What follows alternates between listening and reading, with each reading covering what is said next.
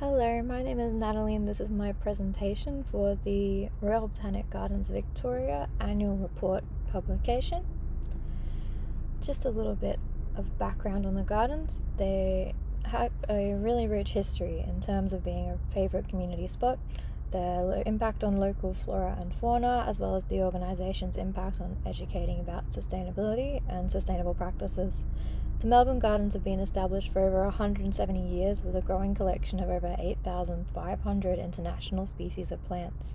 The Cranbourne Gardens also have more than 16 k's of walking and exercise tracks, which let the individual view the local ecosystems up close.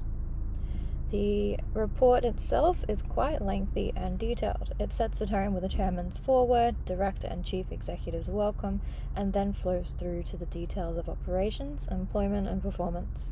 The achievement section leads into supporters, volunteers and sponsors before closing with financial statements. The purpose of the report is to present a summary and update to stakeholders, which could include the government, volunteers and the public. It will include a summary of how the organisation has progressed in the last year. It also outlines goals, practices, aims, and displays financial information transparently. This is the rearranged proposed contents list, refines 125 pages to 25 to meet 6,000 words.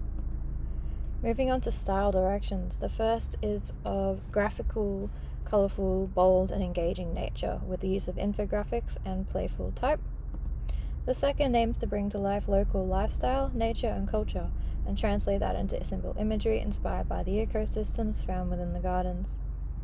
The third is more restrained, bright use of colour but minimal, featuring graphics that are more of a simple nature. Concept 1 combines some of the style options with watercolour drawn visuals, linking nature and elements with the illustrations and entwining that with the form of the content. Concept 2 similarly uses nature-inspired illustrations, but these are digitally created with a bolder, modern colour palette and clean lines which hold further weight on the page.